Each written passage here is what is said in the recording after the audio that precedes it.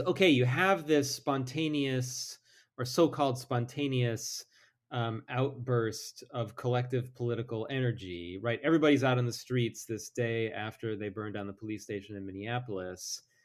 How do you turn the energy that's present on that day into a sustained, durable movement?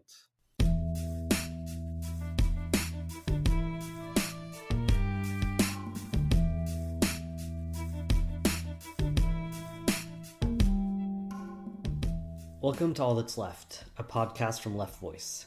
My name is Oden. 3 years ago, on May 25th, 2020, police officers in Minneapolis, Minnesota killed George Floyd. His brutal murder was captured on camera and sparked the largest protest movement in US history.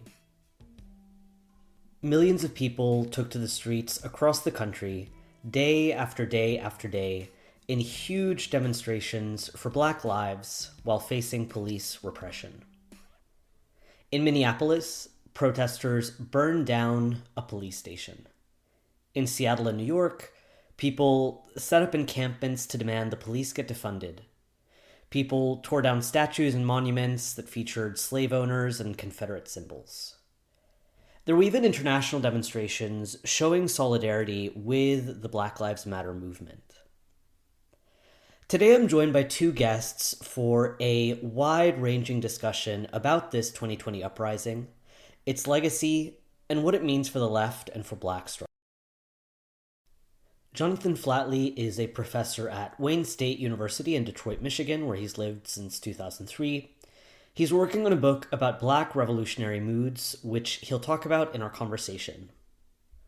Tristan Taylor is a lifelong Detroiter raised by a working-class family there. He's been involved in politics since he was a teenager, and he is a founding member of anti-racist, anti-police brutality group Detroit Will Breathe, which he'll also talk about in this conversation, and he is a member of Left Voice. Tristan, Jonathan, and I discuss how the possibility of mass collective action was really in the air in 2020 and how this moment built on previous Black Lives Matter struggles. We talk about Drum, the Dodge Revolutionary Union movement that arose in Detroit in 1968. We discuss how a newspaper and media can serve a critical role as a collective organizer. Most importantly, we discuss how to turn the energy of a moment like the massive 2020 uprising into a sustained movement, and the kind of revolutionary leadership that is required to do so. One final thing, Left Voice is a volunteer-run publication and podcast, so if you can, we'd love your support at patreon.com/leftvoice. We'd also appreciate it if you could leave us a positive review on Spotify or Apple Podcasts. Make sure to check out our website, leftvoice.org, and our social media, where you can find us at left_voice on both Instagram and Twitter. Here's my conversation with Jonathan and Tristan. Jonathan and Tristan, welcome to the podcast. Thank you for having us. Jonathan, I want to set the stage of this conversation by asking a kind of general question about your work and the historical examples that you draw on in your arguments. And I want to start by asking, what is a revolutionary mood?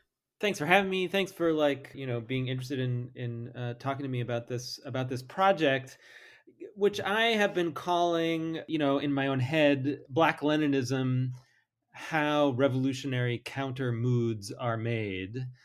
Whether that title will continue to be the title is not yet clear. But, what I'm really interested in are these moments when there's a transition from people being disconnected, engaged in everyday life, doing their own things, and where political action doesn't really occur even as a possibility.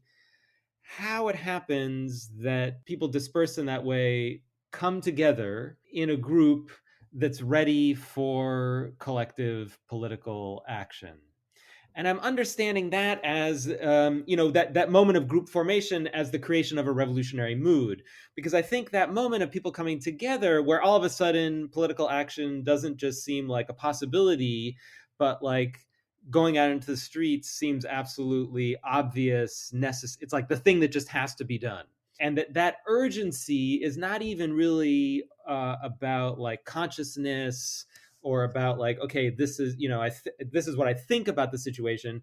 It's a feeling that you have, and it's a feeling that's shared with a lot of other people. And so, I feel like we can all remember the summer of 2020, which I think is, the most recent example for me of such a revolutionary counter mood, where one day everybody's at home, in the middle of COVID, people are even more isolated than usual, maybe even just a little bit out of it or sort of disoriented.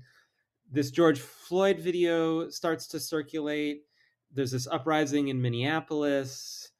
They burn down the police station, and then the next day after the police station in Minneapolis burns down, there's massive protests in like hundreds of cities across the US. Right. So, and I remember talking to Tristan that day, and he had been planning on talking about like housing, evictions. No one was really prepared. No one really realized what was happening until we were there in the street. And then all of a sudden there's thousands of people there, and you're like, oh shit, something is going down. So anyway, so my point is I'm interested in that moment, that transition from when people are sort of dispersed and not in a group, not ready for action, and then all of a sudden they come together and they're ready to do something. And not only are they ready to do something, but it like feels like it's possible to do something, right? The sort of revolutionary mood is also one in which people are like optimistic, right? And when people are like, we could actually do some shit here. So I'm interested in that transition, and the book that I'm working on argues that the problem of making Black revolutionary moods is a central issue for modern Black thought, from like Ida B. Wells to the present moment. How is it, the project of making such groups, W.E. Du Bois was preoccupied with this from, the souls of Black folk right up to the end of his life. Langston Hughes, Richard Wright, Ralph Ellison, Zora Neale Hurston, Gwendolyn Brooks, Paul Robeson, the League of Revolutionary Black Workers, Angela Davis, right? This is sort of an abiding concern across 20th century Black thought. How do you create these revolutionary moods? And so the book is about exploring all these different efforts to both make such moods and also to represent, reflect on, to try to understand or theorize how such revolutionary moods are made. Yeah, totally. I think 2020 is a really interesting example. It also, though, makes me think of some things that happened also in the decade before that. Like, I mean, Occupy comes out as an obvious example. For me, I wasn't really part of it. I was a little bit too young and I didn't actually live in the States at the time.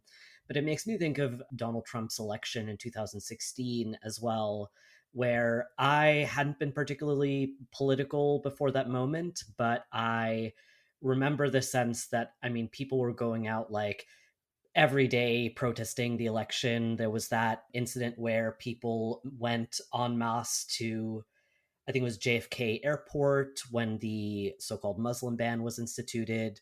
I remember going to, protests on almost a daily basis over like deportations and things like that. And I do really relate to this feeling of like, it felt like all of us just collectively got to this point where we were like, this is untenable. We like absolutely have to do something.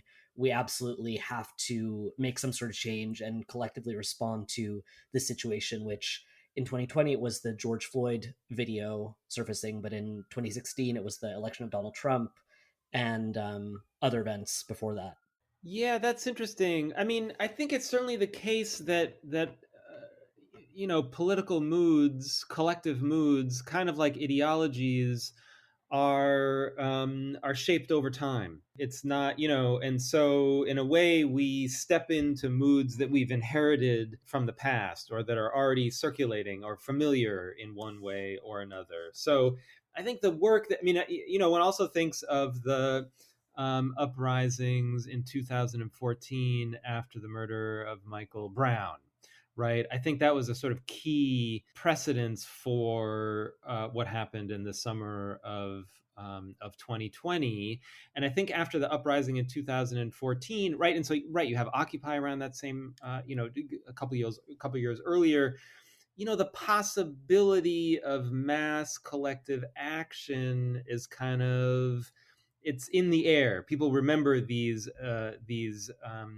people remember how it feels to be marching in the street and to be engaged in a political project in this way. And I think it's also important, the kind of ideological work that was done like in between 2014 and 2020, that was sort of inaugurated after 2014.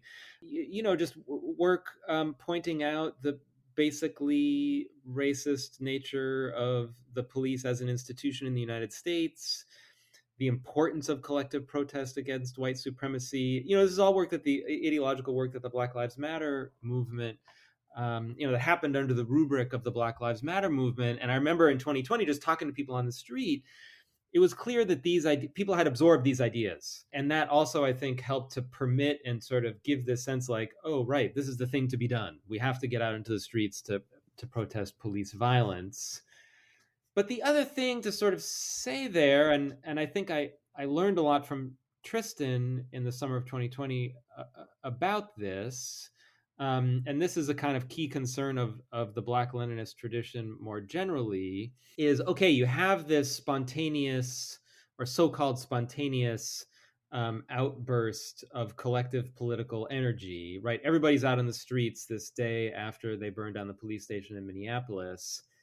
How do you turn the energy that's present on that day into a sustained, durable movement, right? Because you can't, a single day of protest is not going to change anything, right? So this is also, as I think, so there's this, the question that immediately follows on how do you make a revolutionary mood is then how do you sustain it?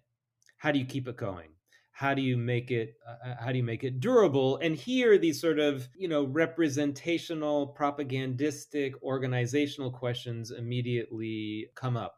What kind of leadership do you need in order to do that? How do we conceive of what revolutionary leadership is?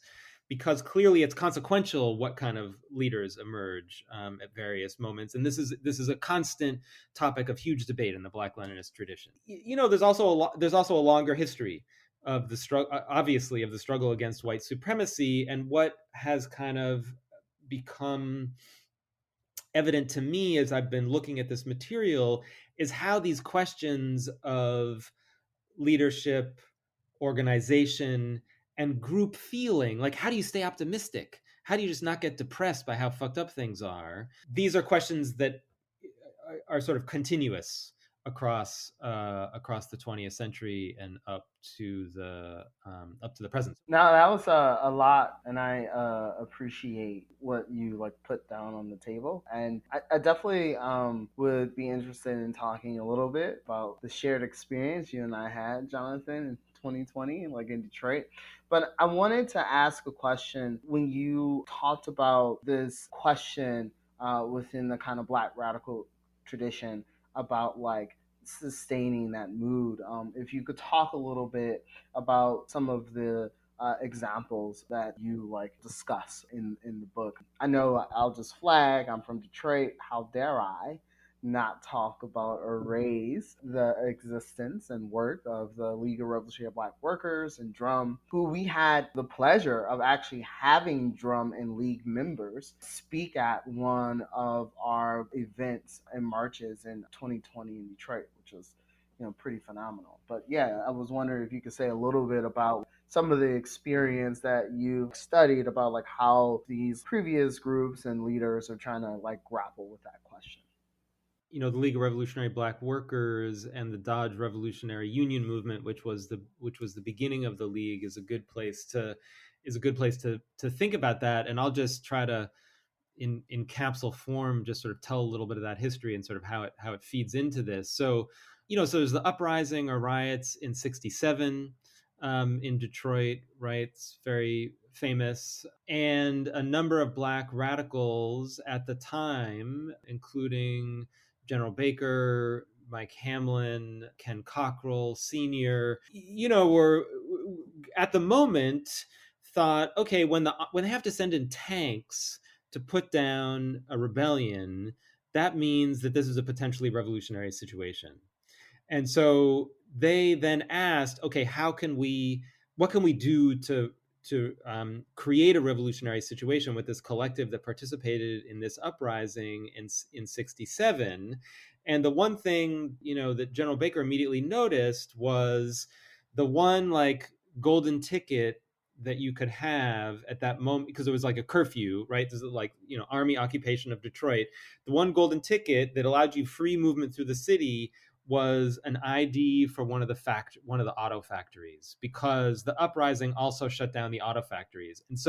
And then General Baker remembers going back to the factory, because he was working at Dodge, Maine at the time in Hamtramck, which is a little, for people who are not from Detroit, which is this little city kind of completely surrounded by Detroit, is that a lot of the men there were wearing these necklaces that were made out of the bullet casings that were all over the street. So here are these people who participate, so these are people who are sort of announcing their participation in the uprising and their survival of it, as well as a reference to the state power that was necessary in order to put down that uprising. There they are at the factory, and General Baker was like, okay, and Dodge, Maine, most of the workers on the line were Black, right? So it's this majority Black factory, all these people who participated in the uprising. And General Baker was like, okay, here's the Revolutionary Collective. We need to figure out how to organize these people at the point of production. And if we can do that, right, it doesn't even have to be an integrated group. If we can just organize Black workers at Dodge, Maine, we can shut down Dodge, Maine. And Dodge, Maine, because it produces the axles for Dodge in general, if we can shut down Dodge, Maine, then that fucks up Chrysler's car production in generally, right? So it's a sort of tactical realization about this sort of place of power. So General Baker, John Watson, Ken Cockrell, they all get together, like, how do we create a sort of revolutionary situation? And John Watson writes about this quite compellingly. He says, look, we wanted to create a Black Bolshevik party. Essentially, we wanted to, and he says, so what do we do? We went back to read Lenin. How did they do it? How did the Russians do it? And Lenin's advice in where to begin and what is to be done is to start a newspaper. And a newspaper is crucial both for creating and then also sustaining revolutionary mood for Lenin and for Drum and the League for several reasons. One, it creates a way of working together for the revolutionaries themselves. And it allows them to kind of keep going and to stay focused on the task in the lulls of activity, right? There's not always going to be people out in the streets. So how do you sort of keep people together and focus during those lulls in activity? Okay, you have a newspaper. And what are you doing in the newspaper? Well, one key thing you're doing in the newspaper is you're reporting on typical instances of oppression that are egregious and vivid, but that will resonate with people more broadly. An early issue of the newspaper that they founded, called Inner City Voice, is about rats in buildings, little kids getting bitten by rats, which is to say these sort of vivid, kind of like horrifying stories that then anyone who's lived in a shitty building where the landlord, like, it totally doesn't pay attention to the bad conditions, can be like, okay, that's not exactly what happened to me, but I can relate to that experience. And this is what Lenin talks about as indictment or exposure. And his idea is that by publishing these pieces, people can read about them and it will sort of spark a revolutionary mood because it connects you to other people who are in similar situations. It's an interesting way that Lenin is thinking about creating revolutionary mood, which is picked up by the Black radical tradition and by Drum and the League of Revolutionary Black Workers. So anyway, they start this newspaper. There's a wildcat strike in '68, and because this newspaper already exists as an sort of advertising, or sort of promoting a particular political position, the people in the newspaper and the workers in the factory join together and create the Dodge Revolutionary Union movement, which organizes the rest of the factory very quickly using a shop floor newspaper. which itself also makes use of the exposure or indictment. So just to, this is a long answer, but Tristan, to sort of go back to your initial, sort of question. Okay, so how do you both make and then also sustain a revolutionary mood? The newspaper is the sort of key technology, which then organizes, which itself creates the party, right? In a way, it's not for Lenin. It's for Lenin. It's not like you create a party and then you do the newspaper. The newspaper itself is like the organizing mechanism for bringing a party together, which then allows a party to join with revolutionaries in factories or on the streets. And then the newspaper also sustains that mood, both for the cadre of people who are working on it, but also for the people who are reading it. And it's a way to sort of keep a particular feeling and a particular political position and to promote a particular ideology and a direction. Right. I mean, it's sort of and optimism. Right. So it's like, OK, look, this is, because what a newspaper also does, it sort of says, look, this is what we're aiming for. This is what we're fighting against: racism in the factory. We're fighting against racism in the union. We want equal pay for the Black workers who are being paid less and are being super exploited. Right? It's a whole program can then be promoted, which otherwise is just kind of in the ether or is not really present. Anyway, so the newspaper, I sort of feel like is a key representational and political practice for making and sustaining revolutionary mood. And I know that you guys in Left Voice are also published a newspaper, so you're fully aware of the possibilities of the newspaper.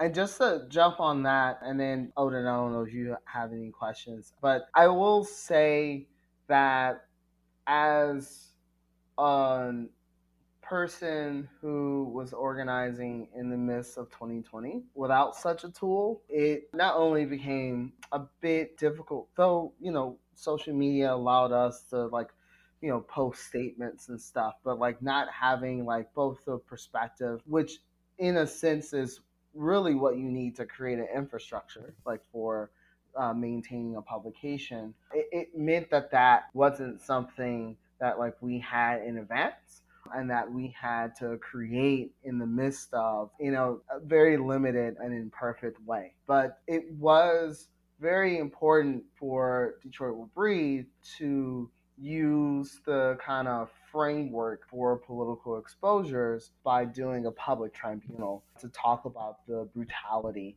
the police used against protesters.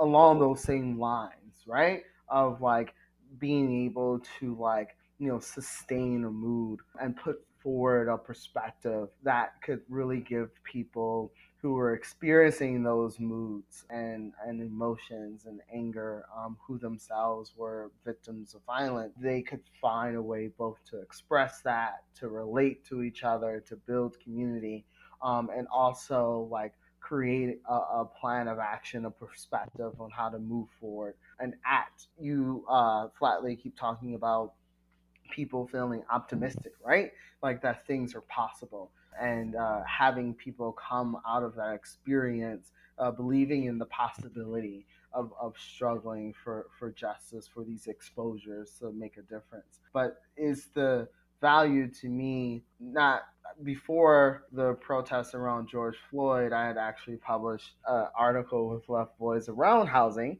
but to be able to have that publication like already established with people putting forward strong ideas that could relate to people who are in the midst of struggles, who had all these questions and challenges and trying to figure out like how to resolve them, the publication became like really important, almost an actual like bridge and link, right, between revolutionaries and people on the streets, and also people who are leading those protests and part of the vanguard. So no, it's very interesting to come back to understanding like the strategic importance of a publication.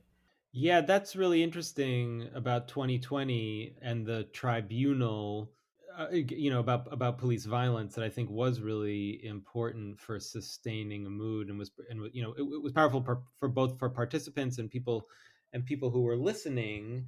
I mean, I would add, I mean, there's a couple, a couple interesting things about the summer of 2020, or other things that I think, that were happening there that sort of resonate with this longer tradition. I mean, one thing is just kind of basic, and that is, I mean, a collective needs a way to be aware of itself, like as a collective, as a we, and to kind of like communicate, like just to make a plan. Like, how do you, I mean, and I sort of remember that first day, the crowd, when we gathered in front of the police station in Detroit, I think it was May 29th, people were kind of confused. Everyone was milling around. There wasn't people were pissed, and they're angry at the police, and people were grieving, and there was also a kind of an excitement just at being together with other people in a kind of shared, and sharing this feeling with other people, instead of just being at home just kind of feeling bad. But there was no plan, there was no leader, and there was no way for the group to kind of reflect on itself as such. And so I think, I mean, and you took on this leadership role just because you were there, and you were like, okay, someone just has to do the work of like saying, okay, what do we want to do? What's the plan? Do we want to march? Right. And I just remember you engaging in a kind of call and response with the crowd who could hear you, and just like, okay, do we want to march? Who wants to march? And then people are like, yes, let's march. And then the march starts. And then once the march starts, people can join in the march. And then you're standing at the front calling out chants, right? I mean, it's sort of, which is to say that it's really important for a group to have some direction, a trajectory, and also a way for the group to be aware of itself as a group. And I think that was a function that you, and then Nakia Renee Wallace, your niece, took on in the second and third day of the protests, and then continued, which is to say, just, and this speaks to the broader Black radical tradition, that not only the newspaper, but also just Black oratory has long been an incredibly powerful organizing tool, in a way that goes back, I think, to the church. And Du Bois writes about this in The Souls of Black Folk, how within the context of the church, Black oratory was incredibly powerful in organizing group moods. And in that, a kind of call and response is kind of essential, right? Sort of part of what a good orator does, who's sort of doing the work of political agitation, is to be able to read the mood of the crowd. Where are people at? And to offer a way of thinking and articulating a way of thinking and feeling that corresponds with what the group is actually thinking or feeling. And I feel like that's absolutely essential, because when the group comes together, you don't actually know if you're all feeling the same thing. Maybe you've got completely different ideas. And it's only when you start to engage in that kind of self-reflection with some kind of leader that allows that kind of to develop. And then very quickly, like on the second or third day, people are talking about abolishing the police, defunding the police, ending cash bail, right? Then a whole set of concrete demands emerge, which allows for this sort of optimism.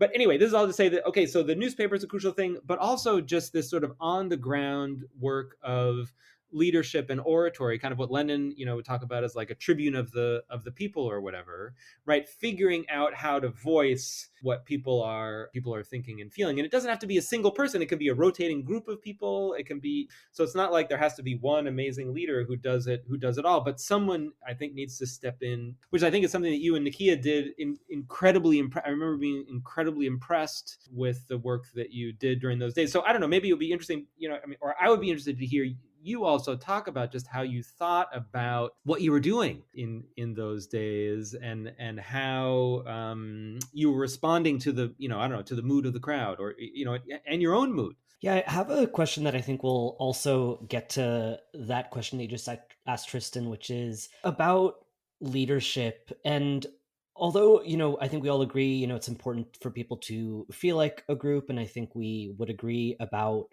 what you've been describing as a revolutionary mood. But I also want to get a little deeper into this idea that the group also needs to move in a particular direction, because something that Lenin also writes about in What Is to Be Done is spontaneity, or specifically avoiding spontaneity. And we talk about it in terms of, for example, tailism, like avoiding tailing the movement or seeing that a movement is developing and then kind of like following behind it and, thinking that, oh, well, this is where the movement is going. The energy is very profound. Let's just, roll with it. We also talk about it in terms of movementism. And so I guess my question is about how we avoid movementism, spontaneity, just kind of following this energy. Because although, like, on the one hand, I think it was incredibly powerful how radicalizing these movements were in like 2016 and 2020. I mean, people who, just anecdotally, people who I knew who were like Hillary Clinton voters in 2016, then went on to 2020 and were like, abolish the police. Like, they took a really radical stance. But also, I would say that there was a very profound mood at the 2017 Women's March, but people who attended the Women's March didn't turn into Bolsheviks or didn't form like a revolutionary socialist party. And so I think that's kind of an illustration of like, there might be this profound feeling of being a group, profound feeling that change is not only possible, but it's vital, it's necessary. But that can then be channeled into like votes for the Democrats or channeled into NGOs and things like that. So hopefully this wasn't too too diluted. But I guess I wanted to dig in especially more into what is the role of leadership, and like once we have this kind of revolutionary energy, mood, etc., what do we then do with that? And Tristan, I'd love if you could speak to your experience a little bit in 2020 as a leader of in that movement. Ooh, sure. Well, I will say this to begin things, that talking about bringing up Jonathan Flatley's earlier point about the kind of ideological work under the rubric, right, or hashtag of Black Lives Matter that happened in between the various iteration uprisings that took place, beginning with Michael Brown in 2014 in Ferguson, then Baltimore, right, and then Chicago. That there had been not a steady but like up and down struggle, particularly focused around police brutality, that with each iteration seemed to bring about more exposure that had a deeper impact on the whole system. Chicago's political machine was shaken up by the Laquan McDonald murder and the movement that arose out of it. And it was one of the things, along with the strong teachers union, that brought Rahm Emanuel down. And so one of the things that I think is important for us to avoid relying on spontaneity, right? Because Lenin said there's spontaneity and then there's spontaneity, is understanding the ebbs and flows of these struggles and the moods that these struggles create. And that's the benefit of having a publication that could follow, that could report, that can tap into these moves, to these iterations, that could also do the work of putting forward ideas and perspectives that people can engage with to think about their experiences, right? It is 3 years later, and I am still processing all of the moves and feelings and actions that happened in 2020. And I think that having like a space, having a tool that allows people to do like deep systematic thought and assessment of their experiences is very key to being able to avoid relying on spontaneity. And it also speaks to our conception of like what mass action is and how it is both possible and necessary to come out of those instances with strong forms of like independent institutions of self-organization. And by that I mean organizations that represent the struggles themselves, and that are run and operated by the people who like are part of those struggles. Because what we've seen in all the various movements that we've talked about, via Occupy, via the anti-Trump movement, or Black Lives Matter in 2020, without leadership that gives like the Democratic Party and their lackeys in social justice NGOs, and nonprofits more generally, but also within the labor bureaucracy and Democratic Party officials, individual charismatic leaders, to kind of bringing people back into the fold as they are in the midst of questioning the existence of fundamental features of the state. I think this is what was so dynamic about 2020 was how deep like the demands of challenging a fundamental feature of the state were, and how people understood that as that was what they were doing. It opened up space for like political debate and discussion, though I will have to say, because of a number of factors that I don't know if we have time to get into, political discussion itself. And I think it was de Tocqueville who talked about like Americans not having any ideology, but like pragmatism was our ideology. So like oftentimes like discussions revolved around what tactics we were going to use for that day, instead of like open political discussions that talked about forming a strategy that could allow us to survive what was the inevitable ebb. Because 2020 was certainly, 2020 was the thing that convinced me that you can't build movements. I used to be one of those activists who were like, no, you got to build a movement on the streets. And yes, activists can take actions that can help sustain like this kind of counter mood, right? Even in the periods of the ebb, like there's always struggled to partake in. But the conception of what I had of what a mass movement was completely changed when I saw it. And I was like, oh, this is a mass movement. Like this is, I've never seen anything like this in my life. This is what a mass movement is. Okay, that means I have to think a lot about all the other things that I had assumed and like challenge them all. Because like clearly some of the conceptions that I had, like history, reality itself just like proved wrong. But I also knew that for as dynamic and explosive as the 2020 mobilizations were, and yeah, you could absolutely say that it had a revolutionary mood. It was itself not a pre-revolutionary situation. It was not powerful enough. It didn't have like the strategic participation of sectors of the working class. I mean, the working class were part of those mobilizations, but they didn't take what the League of Revolutionary Black Workers did. Is they took the rebellion, right, that spirit, into the workplace and like organized it. And that wasn't like something that people were doing and thinking about like in 2020. There were important instances like SEIU striking, the longshoremen union in California. But those were like limited like actions. It showed the power of the movement, but it also showed its limitations. And so the question for me really became, how do we survive this with experience and politics intact for when that app comes? And how do we resist the co-optive forces of the Democratic Party and the NGOs and the labor bureaucrats who are going to tell us vote blue or have fascism?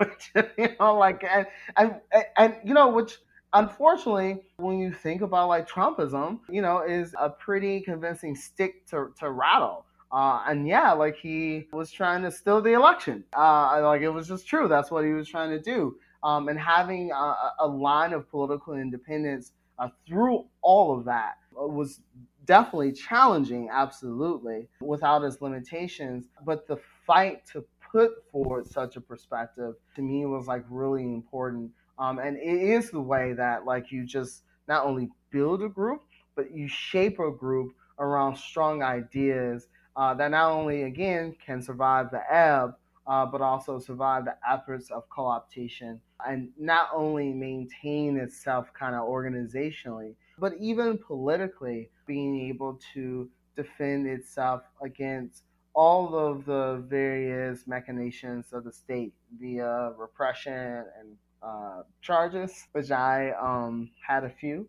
Uh, the city of Detroit actually tried to bring a counterclaim to protesters who sued them, and they wanted us to pay for police overtime. It was, I think, the first time that a city countersued people who were bringing a civil rights case, a First Amendment case against them. But no, what was going through my mind, as much as I could think of it, besides having a lot of emotions. And in the early days, like I remember just spending one day where I just like cried the whole day because I was like, I don't know what I'm doing. I don't know what's going on. I don't know if I can like handle this. And I had to spend a day to be in my emotions and being in constant contact with comrades, with Nakia.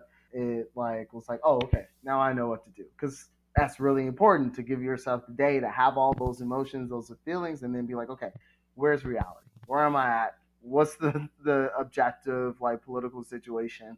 Like what are the dynamics of forces? And it was at this time that I also developed a deeper relationship with Love Voice, who also I think Oden, you were part of the experience like in New York with Yeah, no, the City Hall yeah, the encampment. city hall encampments, and making not only experiences like in the Black Lives Matter movement, but they had a publication that put out perspectives, that were putting out reports that allowed Detroit Will Breathe to talk about our tribunal and our experiences, right? They, in particular, raised the need to create institutions of self organization that were democratically controlled by the movement. And it was very interesting to see that perspective, like in a publication, align with like what we were doing, like in the streets in Detroit through the creation of Detroit Will Breathe, the setting of like the initial demands, the public tribunal, the rallies that we did declaring solidarity with Palestine and with Yemen, to try to use this as a moment to really expose the whole world to a newly energized and politicized group of people, because a bunch of people who came on the streets were young people, and that was an incredible, to me, opportunity that I wanted to like make sure like pay dirt at the end of the day, if that makes sense. And I don't know, Odin, if that asked your question about like movementism and spontaneity. No, totally. Yeah, that's really interesting to hear. Yeah, I could add. Really interesting for me as well. And just to return to this question of spontaneity, it's the recurring problem of revolutionary organizing, right? Some fucked up thing happens, a particularly egregious instance of oppression that resonates with a broader group of people. Of course, there has to be some mechanism for publicizing that egregious moment of oppression, which is like the exposure or the indictment or whatever, brings all these people out into the streets where there's a clash with state power. And I mean, Lenin, interestingly, I mean, one of the translators of Lenin notes that this guy Lars Lee argues that spontaneity is actually a bad translation of this Russian word stihini, because in Russian, the word, in English, spontaneity suggests like, I don't know, freedom or like individual, like, like it's sort of coming out of nowhere. And it's, whereas for, in Russian, the word suggests something elemental, something natural and elemental, sort of, so it's closer a little bit to the term grassroots in English. So anyway, so I, thinking about a sort of, grassroots uprising, still the question is always, how do you sustain that? How do you make them durable? And this was the question, Tristan, that you raised on that very first day in 2020. How do you make a moment into a movement? How do you make a movement? Right? In 68, for drum, there was that gap in time, as you noted, where there's the uprising in 67, then they form an organization that's then ready when there's another spontaneous uprising, this wildcat strike, that's ready to sort of take advantage of that to produce an organization and a movement. But anyway, point being, Lenin's answer to this is, and the one that Drum and the League took up, is you need an organization, you need a party, you need some kind of infrastructure to sustain energy and mood over time, in part, as you pointed out, Tristan, by promoting a particular political position, but and a plan for like seizing power or opposing whatever it is that, whatever particular thing it is that you're opposing. And one of the difficulties of 2020 is all that had to happen on the fly, all that had to happen in the middle of the process. So there we were, sort of trying to figure out what it was that we wanted, what the program was. And you had that list of like, I don't know, 28 demands or something, that kind of were jumbled together. There wasn't a coherent like political plan emerging from that moment. But I would say a couple of clear things I feel like did happen. One was the daily marches. I feel like in 2020, the daily marches were actually a key method for sustaining and refreshing revolutionary energy, and mood, right? March today, march tomorrow. Which is to say, the marches themselves became compelling events. You came out to them because they became rewarding. Because the other thing about sort of the spontaneous uprisings is it's hard to sustain intense anger for like a really long time. You have this sort of intense feeling of anger, and then that energy kind of ebbs, and flows. And so the question is, what keeps you coming back each day? And I think in the summer of 2020, the marches were a key thing that kept people coming back. Not necessarily for providing a political program or like, pointing to, sort of doing that, but a key tool for bringing people together and keeping them together, on a daily basis. I don't know, Tristan, if I don't know how much you thought about those daily marches, or I don't know. I haven't really talked to you that much about the marches and the function of the marches, but I wonder if you've had a thought about those. I think that one of the things that was important and is important and this goes to the question of overcoming the limit of spontaneity movementism, is learning how to have a deep experience with the movement and the class struggle itself, like with the people who are participating, and making sure that that experience is not only a collective experience you're having together, but a collective experience that allows people to express and develop who they are, right?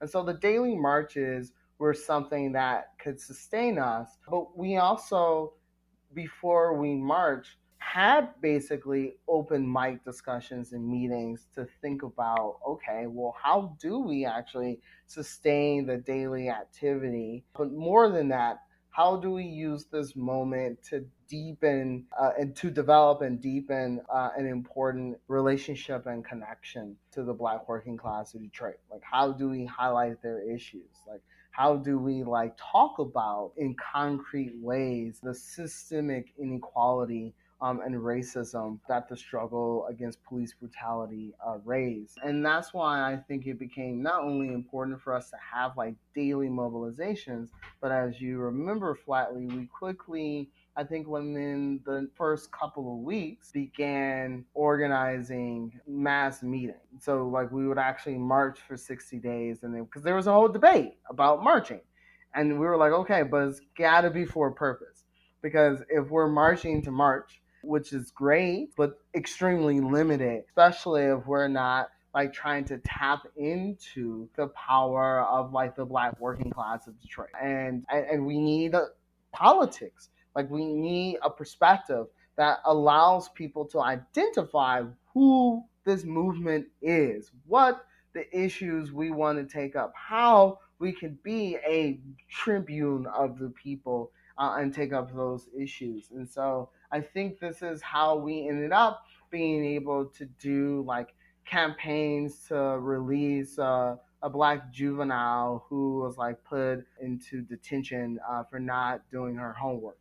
How we were able to come to defense against 3 Black individuals like who were brutalized by police for having a party like on the Southwest side. But it's also how we were able to participate in the workers' strike at 7 Up against like the racist 2-tier system that they were fighting for there, and for MLK Day to be a recognized holiday, because we had space like where we could have discussions and debates about what are political priorities, what were the things that we wanted to focus on. We even talked about like how to like have the marches like be a way to bring up like issues that like the Black working class of Detroit were already struggling with. And I think there are like kind of 3 important moments to me where we were able to do that. The first was this kind of march at the Algiers Motel where the 67 rebellion started. we marched there and did a whole event where we featured members of the League of Revolutionary Black Workers who talked about their experience like in the uprising. And in that sense, it was very symbolic because there was a way in which we could establish continuity. And all of a sudden, for a lot of people who were part of these marches, who like knew very little about that history, there were a lot of young white people from the suburbs who had no real connection to the city. This was their entry point to be like, okay, this is what's happening. The second event that I thought was really important was a march on the east side where we like went from house to house to hear long-term residents who had been struggling against like gentrification and displacement. And I think that that was like really important because again, it created this like relationship between the movement and a whole community that like opened up space to not only deepen our engagement with these like issues that the Black working class community is having in Detroit, but also identifying for these folks what the movement was actually all about, which was great to fight against the counter narrative of outside agitators, right? And like people who are trying to like use the moment for like individual like political interests. And I think the third thing again was it wasn't necessarily like actually the third thing was a response to a police shooting that happened on the west side of Detroit. Hakeem Littleton, who was killed by the police, and so these were moments that like shaped people and allowing that space and organization that could facilitate discussions about those experiences, that could put out perspectives for people to read and reflect, right?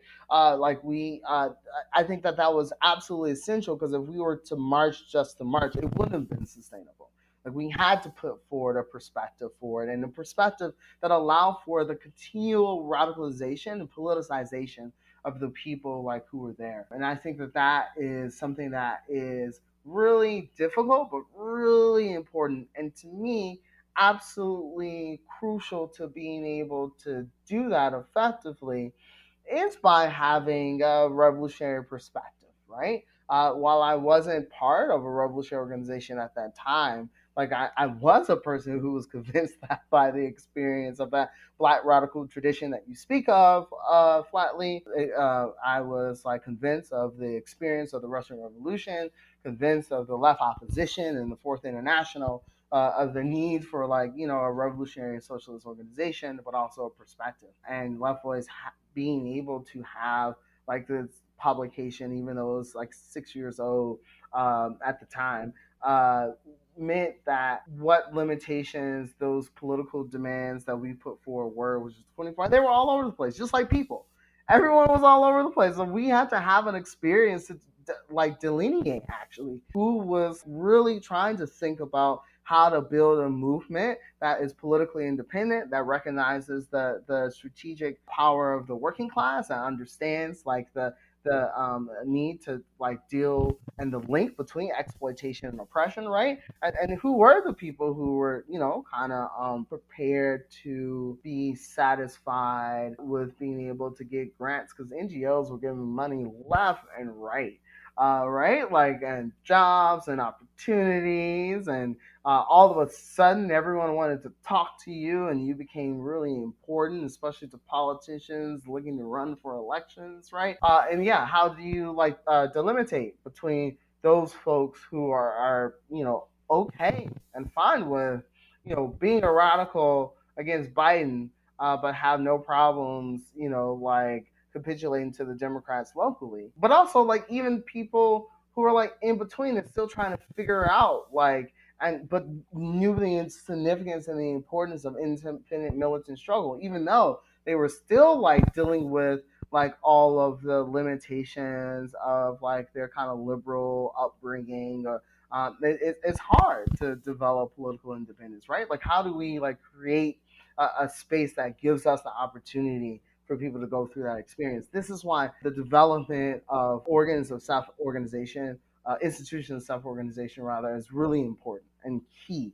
To me, that needs to be part of like the perspective of revolutionary organizations. It is from those experiences that we can create an opportunity to develop like a deeper relationship with that revolutionary vanguard that still maintains its connection to the movement that existed, and the people who are connected to that. And I can go on, but yeah, that to me is like really important. Actually, I will go on for one other thing, Flatly, before we end this. Like, we have to talk about, and this was funny. I think this was like a defining moment that I think allowed us to even create Detroit Will Breathe, and that was the resistance of the curfew, which Detroit wasn't the only people.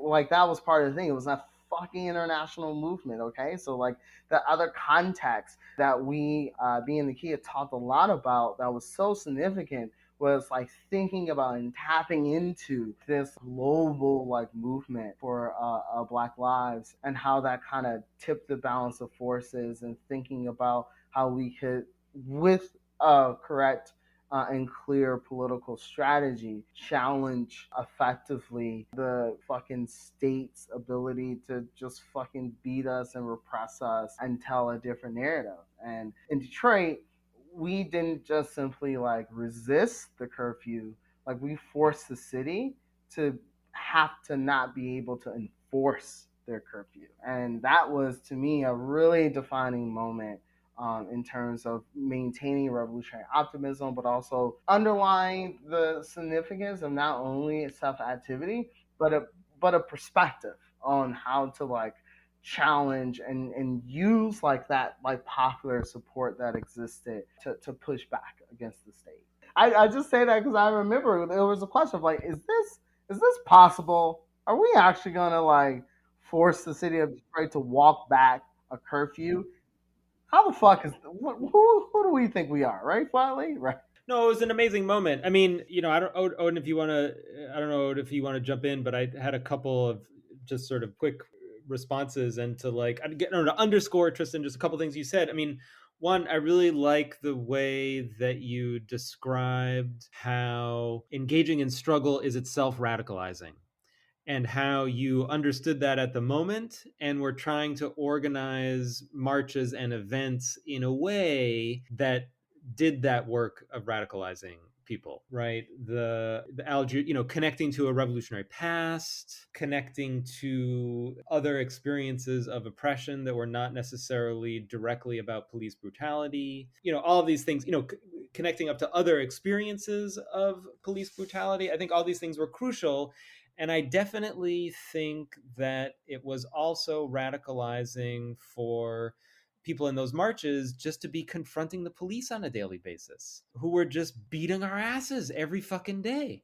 I mean, that was the amazing thing. I mean, that was sort of amazing to me, actually, is how the response of the police to protests against racist police brutality was racist police brutality. They just immediately responded by like cracking heads, and then immediately would lie about it and say we didn't beat anybody. But meanwhile, there's like thousands of videos on the internet of like the police beating people.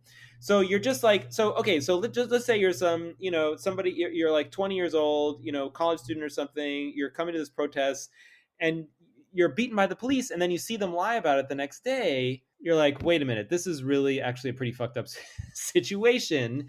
And it just you learn a truth about the police and about the state at that moment. That is a lesson that I think, kind of, can't but stick with you. So I think all those radicalizing moments are incredibly important. So that's one point. The second point, and we haven't, whatever, our conversation has been scattered and sort of moving from one point to another, for which I take responsibility. But I just want to point out that part of what happened in the summer of 2020 is 3 or 4 days into the protests. And it was after the day that you took a day off, Tristan. That was the day that you said you were sort of just like sitting at home and like weeping, and you were just like, what have I gotten myself into? Like, what's happening here? And on that day, a misleader stepped in and capitulated to the police on TV, like talked to the mayor on the phone and was like, yes, you're right, we shouldn't be protesting after the curfew, it's important to respect like order and safety or whatever. Like totally bullshit moment. And then I just remember you and Nakia were like, fuck that, tomorrow we're going to defy the curfew. But what I also remember is that was the exact moment when you and Nakia said we need an organization because we cannot plan to defy the curfew. That can't be spontaneous. It has to be planned. Like we got to get, goggles to protect people against tear gas. We have to call our lawyers. We have to get legal defense ready, right? If we're going to organize 400 people to defy the curfew and purposely get arrested, that's something we need to plan out in advance and get ready for, which is to add, sort of another element to this conversation, which has been behind it all. But that is to say, political organization is all, there's just work involved. It's work.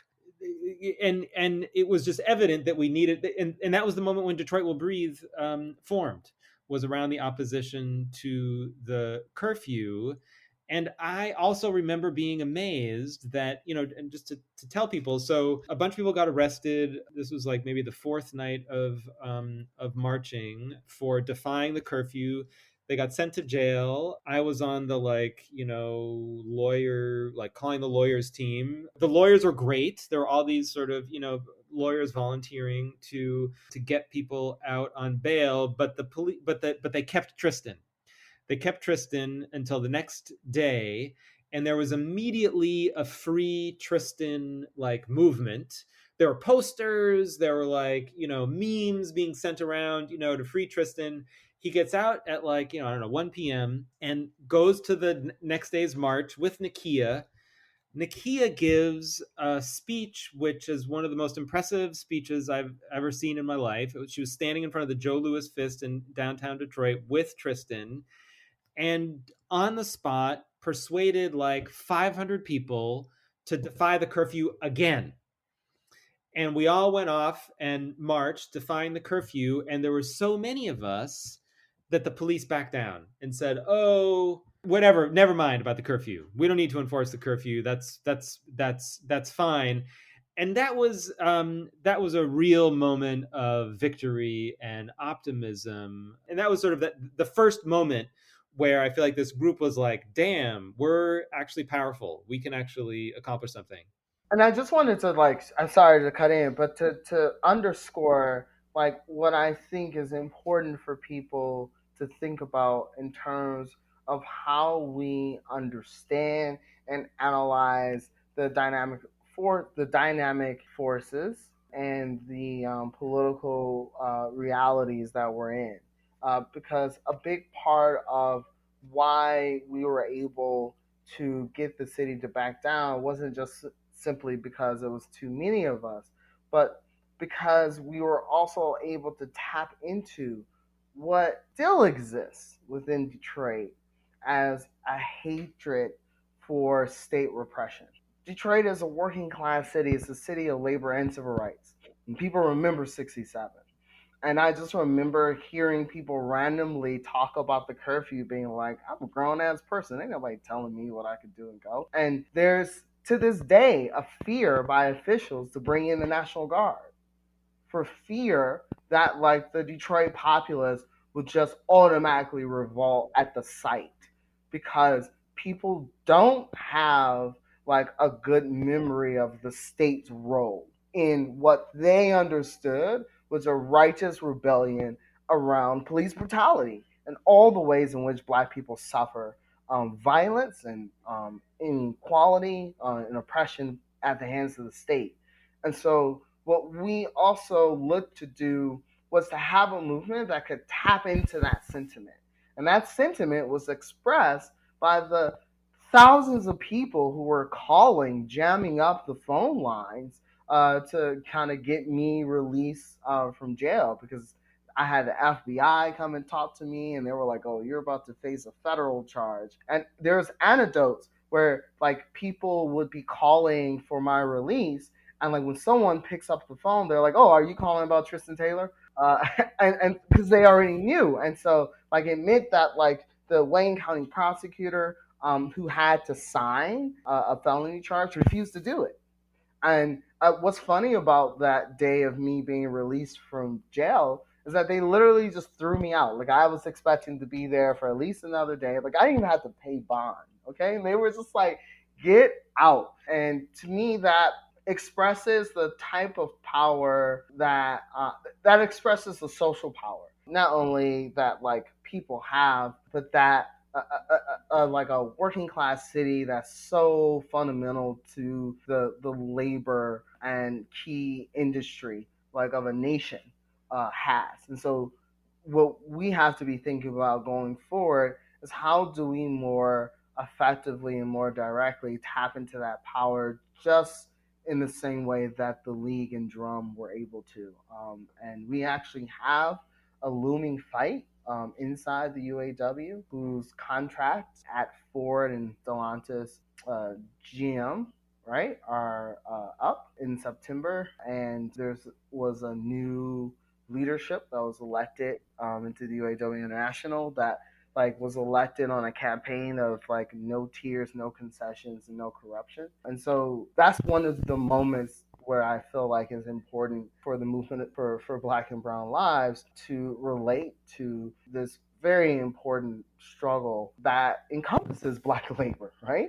And that allows us an opportunity to have like a struggle that links exploitation and oppression with a kind of multiracial, multi-ethnic, and multi-gendered working class. And I think that is something that you could like miss and take for granted. But this is why politics matters. This is why having an overall political perspective matters, because it definitely matters how you understand what the balance of forces are, like how you understand like what is like possible, right? And how to come up with an answer, because none of this is guaranteed that could take not only struggle to the next level, but take struggle to the next level in terms of it creating the self-expression and consolidation and organization of the self-activity like of the masses in action. So Yeah, I remember. I know time is. I mean, I just wanted to return to the labor. The labor question is quite is interesting and key. I just want to underscore that what you're saying about that day when you were arrested. One really had the feeling that the entire city of Detroit was like with you on that day. I mean, it was kind of amazing. And like just in my neighborhood, I live in Lafayette Park, sort of near downtown Detroit. It's like a I don't know, integrated middle class neighborhood. Everyone knew what was going on, and everyone was like, the police are totally fucked up.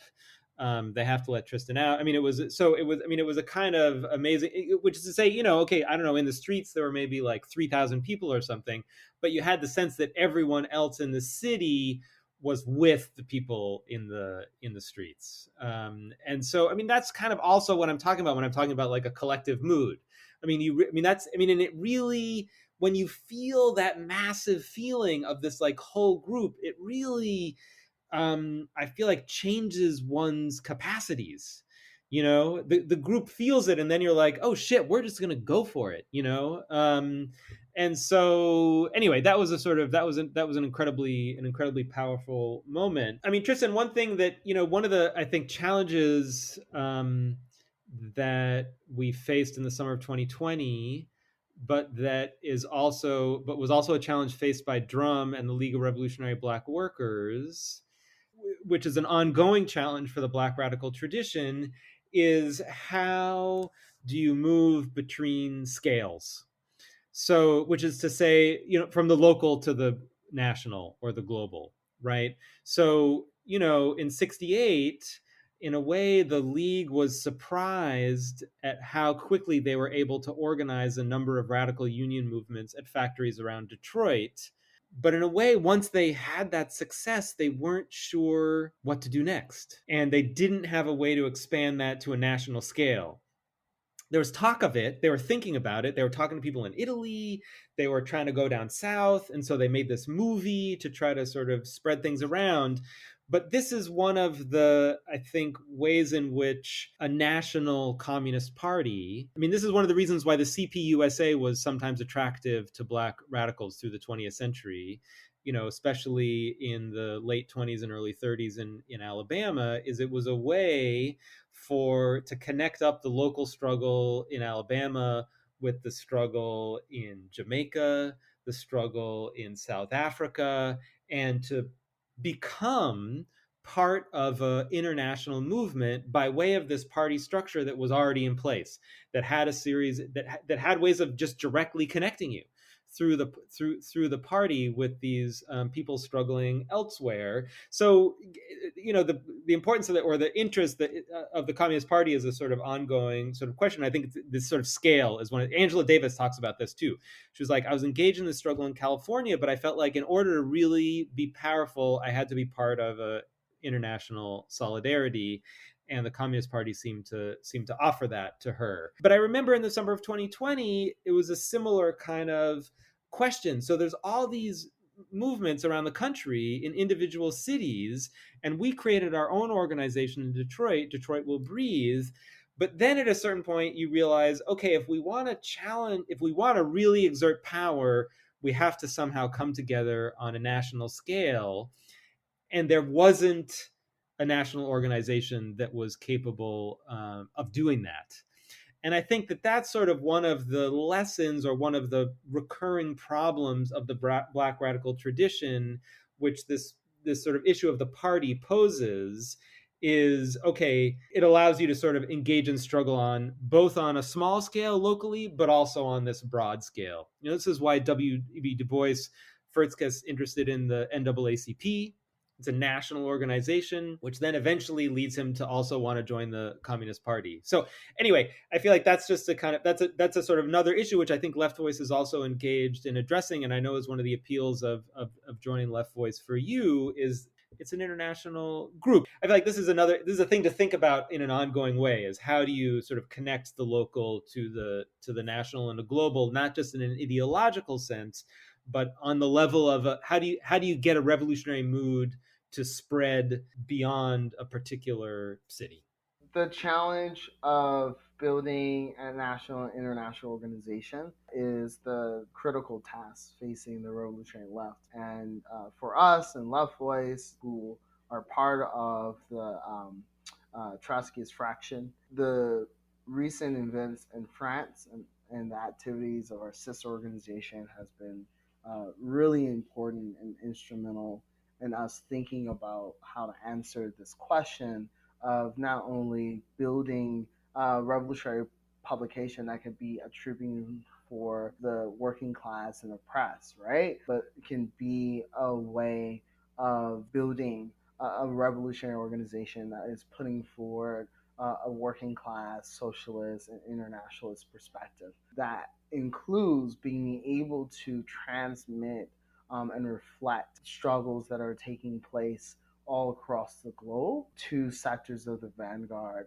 who can take those lessons for their own and use them as part of a greater understanding of the kind of global mechanisms and activity of like capitalism and imperialism, and not only what it means to fight against them, but also way of measuring the strength of the international working class, our ability to overcome that challenge of imperialist oppression and global capitalism. So that's not the best answer to that. It's not like, like something like super specific or concrete, but I think that is a way to think about how to resolve this ongoing question, that the experience of class struggle ultimately will like help flush out like how that looks like, and for us we just have to have like a guiding perspective that allows us